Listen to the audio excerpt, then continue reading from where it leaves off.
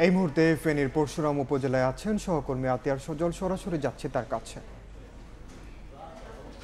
পরশুরাম উপজেলার চিথুলি ইউনিয়নের উত্তর শালদর এই যে জায়গাটিতে আমি দাঁড়িয়ে রয়েছি, আমার পিছনে মুহুরী নদী এবং মুহুরী নদীর এই জায়গাটিতেই কিন্তু নাপিতবাড়ি নামক স্থানে এখানে ভাঙনের সৃষ্টি হয়েছে। সেই ভাঙনের ফলে কিন্তু এখানে দেখতে পাচ্ছেন যে ভাঙনের গোড়ায় বা বাঁধের গোড়ায় যে সকল বাড়ি ছিল, এখানে 3-4টি ঘর ছিল। সেই ঘর এবং যে গাছ, বড় বড় গাছ, এগুলো উপড়ে ফেলে কিভাবে বিলীন করে নিয়ে গেছে দেখতে পাচ্ছেন। এখনকার যে চিত্র তা দেখলে বোঝাই যায় যে কতটা ভয়ঙ্কর ছিল স্রোতের গতি। এবং আপনাকে যদি বলি, শুধু এই জায়গাটিতেই নয়, বেশ কিছু যে 36টি জায়গায় ভেঙেছে, 36টি জায়গার বাঁধের গোড়ায় যা কিছু ছিল বাড়িঘর, তা কিন্তু তুলোর মতো উড়িয়ে নিয়ে গেছে পানির স্রোতে।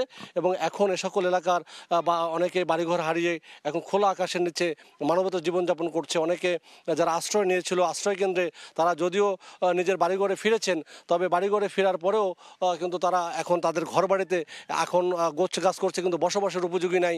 অনেকেই আশ্রয়কেন্দ্র থেকে ফিরে তাদের বাড়িঘরের এমন দশা দেখে আসলে তারা হতবিহ্বল।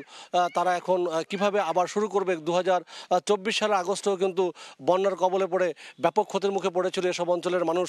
আবারও এই 25-এ এসে এমন বন্যার কবলে পড়তে হয়েছে। ঠিক তেমনি যে 36টি স্থানে ভেঙেছে, সেই 36টি স্থানের অনেক জায়গা দিয়ে এখনও লোকালয়ে পানি ঢুকছে। যদিও ফুলগাজী পশুর মাংসের পানি কিছুটা কমে, সেটি ফেনী সদর উপজেলা, ছাগলনাইয়া উপজেলা এবং দাগনমিয়ার কিছু অংশে এখন যেতে শুরু করেছে, যা পর্যায়ক্রমে সোনাগাজী উপজেলা হয়ে নদীতে পড়বে।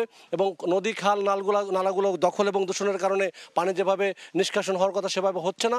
স্থানীয়রা যারা দাবি করছেন এ সকল নদী, খাল, নালাগুলো যাতে নিষ্কাশন উপযোগী করে, যেখানে দখল আছে সেগুলো উচ্ছেদ করে যারা যথাযথ ব্যবস্থা নেয়। আর এই যে মুহুরী নদীর একাধিক স্থানে বেশ কয়েকটি ব্রিজ রয়েছে, যেটি নিচা, এবং যার কারণে এখানে পানি বাড়লে সে সকল জায়গা দিয়ে পানি অপসারিত হতে পারে। সকল ব্রিজও কিন্তু তারা ভেঙে ফেলার আহ্বান জানিয়েছে। এছাড়া কিন্তু আপনাকে যদি বলি, এমন কিন্তু কৃষিতে থেকে শুরু করে মৎস্যতে সব জায়গায় ক্ষতিগ্রস্ত হয়েছে। এবং যে অবকাঠামোগত যে বিষয়গুলো, সড়কগুলোর বেহাল দশা হয়ে গিয়েছে, অনেক জায়গায় রাস্তাঘাট ভেঙে সেগুলো হলো কখন নাগাদ এগুলো সংস্কার হবে তা কেউ বলতে পারছে না। যদিও ত্রাণ উপদেষ্টা এসে আশ্বাস দিয়েছেন 7,340 কোটি টাকার একটি প্রজেক্ট তা দিয়ে সমাধানের, তবে স্থানীয়রা বলছেন সেই প্রজেক্টটি যেন বাংলাদেশ সেনাবাহিনীর মাধ্যমে টেকসইভাবে নির্মাণ করা হয়, যাতে অদূর ভবিষ্যতে এভাবে বন্যার কবলে পড়ে তারা যেন ক্ষতির মুখে না পড়তে হয়। এই ছিল আমার কাছে এখানকার বাঁধ ভাঙা বা বানবাসী মানুষের সবশেষ।